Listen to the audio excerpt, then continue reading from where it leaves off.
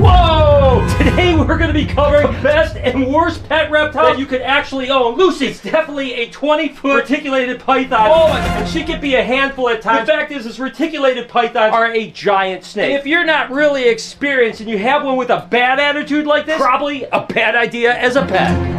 Now, obviously, if you have your heart set on a reticulated python, there are some responsible ways to actually own a reticulated python. Although I always think that it's something that you should get when you already have some experience with some other snakes. But obviously, an animal like Perdita here, a cow reticulated python, is an option that actually could work. There's mainland retics like Lucy that get 20+ foot. And then there's animals that are insular islands that are a little bit smaller. Cow reticulated pythons rarely exceed 12 to 14 foot. So they're a little bit more manageable animal. And then you have to remember, there's some islands that are dwarfs that literally only get like 6 or 7 foot. So if you want a retic, you can still get a retic, but you just have to make sure you're getting the right retic, because a 20-foot, potentially angry reticulated python, probably not a great option.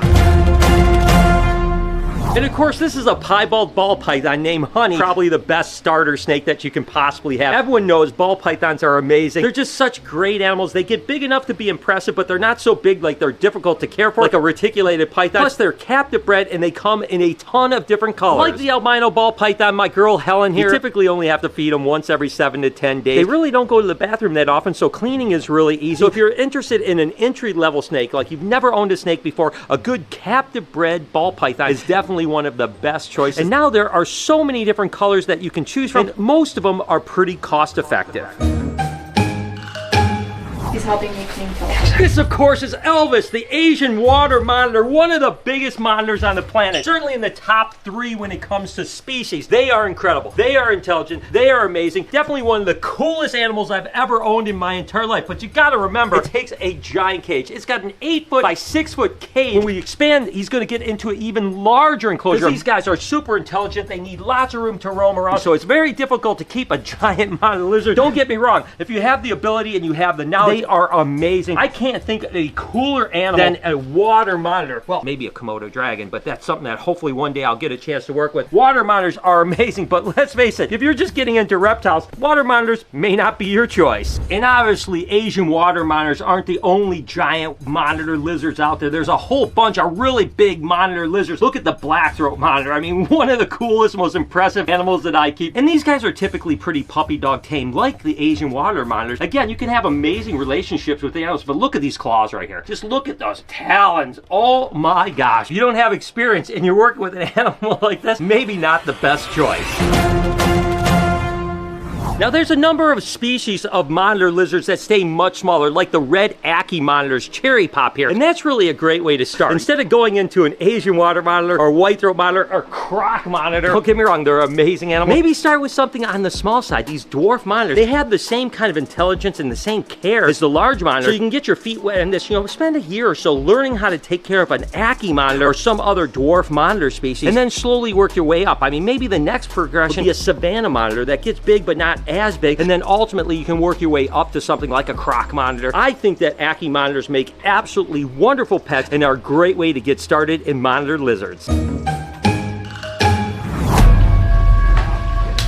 You know, we all fall in love with alligators, right? See things like Salt here, the albino alligator, and you think, wow, what an amazing animal. I would love to own an alligator one day. It is truly incredible. I mean, they are insanely cool animals, but I'm gonna be honest with you, I am 100% against pet alligators, because 99.999% of pet alligators are really cool when they're babies, and maybe even when they're the size of Salt. But once they get 5-6 foot, there's nowhere to go, right? And people have them and they don't know what to do with them. And you're gonna run into problems. Listen, crocodilians aren't pets. Even dwarf caiman, they don't get quite as big, but they're usually very difficult to take care of, very athletic, and a bite from one of those is going to send you to the hospital. Listen, I love crocodilians, and I run a reptile zoo, and of course I'm going to keep them. But if I didn't have a reptile zoo and I didn't have a reptile facility, I wouldn't have a pet alligator, to be totally honest with you. Salt and Pepper are getting a 20-foot long by 10-foot wide enclosure. That's a tremendous amount of space. I mean, that's almost the size of an apartment at some point. So you have to have a lot of space, time, and dedication. So please do me a favor, don't get an alligator as a pet. Yeah, no one should keep alligators except for Dad. Right, Mike? What? Listen, I know there is a huge difference between an alligator and a bearded dragon. I get it. If you're like, I want an alligator, you're probably not thinking, maybe I'll get a bearded dragon instead. But I'm telling you, bearded dragons are amazing. I always say a few really great pet lizards to keep when you're first starting is either a bearded dragon, a crested gecko, or a leopard gecko. Tons of information out there. They're only captive bred in the US, so you're getting a really good quality animal, and they're really pretty easy to care for. And as you can see, they make absolutely unbelievable companions. I mean, you can literally throw this guy on your shoulder. You could do your schoolwork. You could watch your TV show with it, whatever the case may be. Bearded dragons, great. Alligators, not so much. Anacondas, green anacondas in particular. You guys know it, my favorite snake on the planet. Of course, we've got my girl Verde here. We've got Ariana hanging out over here. Hi, Ariana. They're so inquisitive. She sees me come up and she's like, what's going on? And of course, we've got my girl Ivy that's just starting to go into shed. She's in the water, so we're gonna leave her alone. All three of my anacondas are absolutely amazing. Well, all the babies are really great too. But hey, let's face it, anacondas as a pet, probably not the best idea, right? Because of two things. Number one, they get absolutely ginormous. Males stay a little bit smaller and could potentially be okay, but females get huge. I mean, they can get 18, 20 foot long and 200, maybe even 300 pounds. Where are you going to keep something like that? The other thing is that you eventually need a huge water basin because these guys are water animals. Where is Ivy? Where is Ariana? In the water. Verde loves to stay in the water as well. She's going to actually eventually move into this enclosure when Ivy goes across the street into a much larger enclosure with even more water. So it's really impractical for most people to keep these guys. This is like a $30,000, $35,000 enclosure. Most people don't have $30,000 or $35,000 to spend on an enclosure to keep an anaconda properly. So as much as I love anacondas being my #1 favorite snake on the planet, I definitely would say bad pet option. Mrs. Brian, you didn't even mention how much they pee and poop. I clean this thing every single day. We had to clean it this morning. Twice. Now, this is a big juxtaposition. I realize that going from an anaconda to Midnight, the Mexican black king snake. This is a Mexican black king snake that's about 6 months old, only going to get about 4 foot, maybe about this big around. A really handleable snake. Definitely a better option than a big green anaconda. And there are a whole bunch of king snakes and milk snake that you can choose from. I mean, this is Luna. This is a high white albino black and white California king snake that's about a year old. Look at how placid it is. Look at how easy it is. I mean, this is an animal that as a full-grown adult is going to go in maybe a 40-gallon aquarium as opposed to something that is going to take up hundreds of square foot of your house. So king snakes, milk snakes make a great starter pet as well. Again, we talked about ball pythons earlier. King snakes are cool and they come in so many different colors and flavors. You can really choose exactly what you want. This is actually a nosy bee panther chameleon, and they are absolutely wonderful. I mean, iconic, right? I mean, everyone knows a chameleon. They've got those cool eyes. They've got those zygodactylous feet. They have a prehensile tail. They've got the long, sticky tongue. I mean, what a great animal. The problem is you have to have a setup that is really good. If you have the wrong setup for a chameleon, you are going to fail at keeping them. The good news is that there's tons of captive bred panther chameleons, veiled chameleons, other chameleons that do really, really well in captivity. So if you have the right environment, it can be really good. Do I think they're a starter pet? Unfortunately, no, because they are a little bit difficult. And if you get one and you don't know the warning signs of a potential problem, they perish really quickly. I mean, they can go from super healthy like this one right here to literally perishing within a week if they're not being taken care of. So I personally don't think chameleons are a great starter pet. Although I don't want to discourage you. Once you get some experience, they are absolutely fantastic.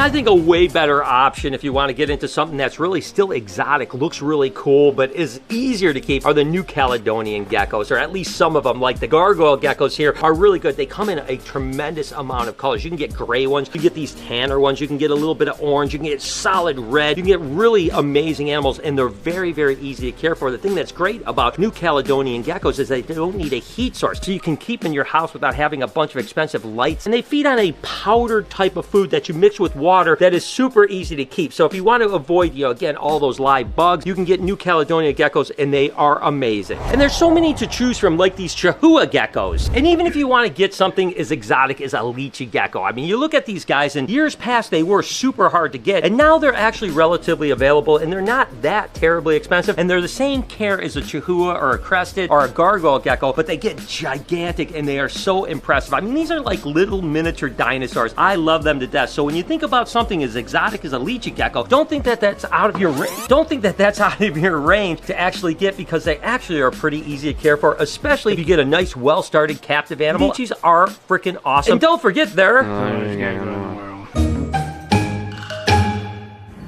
And then there's, of course, boa constrictors, one of the most iconic snakes. Everyone knows a boa constrictor, and it happened to be one of my first snakes that I ever got, and they can make really great pets. I mean, this animal is absolutely placid. Look at how beautiful they come in a ton of different colors, which means that you can choose exactly what you want. But the problem is they do get pretty big. Like Cupcake here, I mean, this is a big snake. When you're first starting out with snakes, do you want to start with something that is this size or could potentially get this size? And let me tell you another thing about them. They are strong. Pound for pound, boa constrictors are the strongest snake on the planet. These guys have unbelievable muscles. When you're holding a Burmese python the same size, it's like nothing compared to the squeeze that a boa constrictor can give you. Now again, it's not a dangerous thing. They're not going to kill you, but it's something that you have to be aware of, because when you're struggling with an animal of this size, it's not going to be something that you're going to be able to do if you don't have some experience behind them. So I think boas are amazing, but I would call these an intermediate pet, not a beginner pet.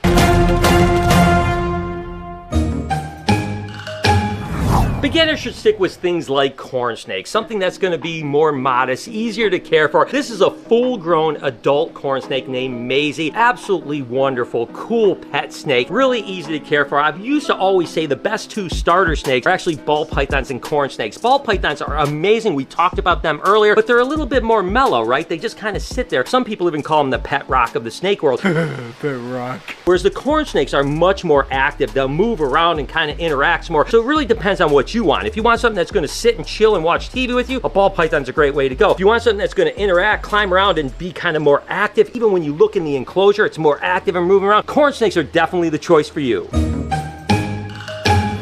Can't get much more iconic than the green iguana. Of course, this is an albino. Back in the day when reptiles were just getting going, everyone had a pet iguana. Right? When you went into a pet shop, they didn't have other lizards, but they had green iguanas. And still to this day, you can find green iguanas relatively cheap, and they're kind of all over the place. The problem is that they get pretty big. French's here is still only about 3/4 grown. She's going to get much, much larger. And the problem is you know with my stitches, sometimes iguanas aren't exactly the easiest animal to keep. They're super cute when they're babies. When they grow up and they start to get mature and all those hormones are growing, they start to get territorial, they get temperamental, and they typically aren't good pets. So when I think of an iguana, leave that iguana where it's at, because 90% of people that get iguanas in 2 or 3 years can't keep them. Look what happened down in South Florida. We don't want that happening anywhere else. Now, another iconic lizard, of course, would be the leopard gecko. I mean, these guys are everywhere. So many captive bred animals, so many different colors and mutations that makes them actually incredible. And these guys are way easier to keep than an iguana, and they only say about this size, so you can keep them anywhere. Kids, this is a great pet for you. And as adults, it's also cool to get into kind of cool color mutations. So there's kind of something for everyone when it comes to leopard geckos. Like my first pet ever, leopard gecko, absolutely, they do wonderful. But if you've been keeping reptiles for 25 years, you still want something that gives you a challenge to maybe produce something really cool or work with some really cool mutation, I mean, they are the cutest little faces in the world. Leopard geckos are definitely a plus. The tree monitors, I mean, gosh, they are absolutely beautiful. Prehistoric color. You've got green ones like the Persina, you've got yellows, you've got black ones, you've got blue ones like the Macquarie. They're absolutely crazy beautiful. The problem is that these guys are more of a display animal, right? Number one, they don't like to be handled. When you do take them out, they've got razor sharp claws. They're gonna rip you apart. You're gonna be all shredded up. And like I said, they actually don't even like coming out. Great display animals. I mean, I stand in front of this enclosure all the time and just stare at how beautiful these guys are. Are they a good pet? I would say not so much. Now on the flip side, something like a blue-tongued skink is a great option because they're super easy to care for. Probably one of the easiest lizards that I've ever cared for. They are super docile. I mean, this particular one is a rare one. Of course, this is a Centralian. You don't find these around. There's only a handful. All blue-tongued skinks are still really great. I prefer all the Australian ones over the Indonesian ones. The Indonesian ones can be a little bit more temperamental, don't seem to like to be handled quite as much, and those are the more readily available ones. But now there's so many being produced in captivity of Australian versions, like the Northerns and the Easterns, and they've come down in price where they're not that much more than the Indonesian ones, and you're getting a much, much better animal. A blue-tongued skink, absolutely incredible. As a matter of fact, in Australia, when you go into a pet shop and someone asks, like, hey, I want my kid to get his first lizard, they almost always say blue-tongued skink, even over bearded dragon, believe it or not. So blue-tongued skinks are a definite yes. Tree monitors, not so much.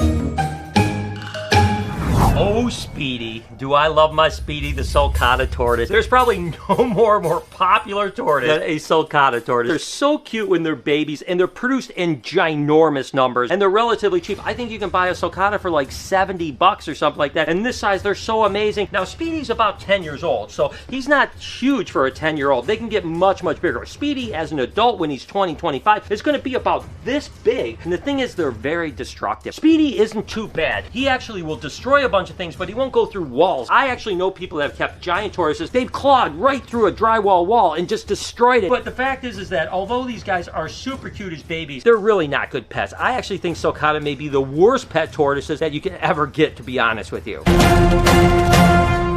And I mean no disrespect for all you people that love African spur-thighed tortoises. Listen, I love my Speedy. I would never get rid of him. I hope he's going to be with me his entire life. Well, actually, he'll outlive me. So that's the other problem with tortoises, right? That they typically outlive you. You're going to be giving it away to your children or grandchildren at one point. But I think a better option is something like a redfoot tortoise, a Russian tortoise, a Greek tortoise, something that's going to stay small, right? This is basically about full grown for a redfoot tortoise. This is certainly obtainable to keep, and they're not destructive. They're not going to go through walls. If you do want to walk around, the worst they're going to do is maybe chew on your rug. They're not going to destroy your house. So if you want a tortoise, I would definitely stay with a tortoise that is going to be more easy to care for. Sulcatas are the easiest animal to get, but I think one of the worst ones, and that's why when you go to reptile rescue, say in Arizona, they have hundreds and hundreds of sulcatas from people that are just shipping them to them because they can't keep them anymore. And that's the biggest thing about reptiles and what this video is about. Getting the right animal for you so that one day down the road you aren't regretting your decision saying, I can't take care of that animal anymore. So make sure you choose the right animal, not only for today, but for the rest of its life. I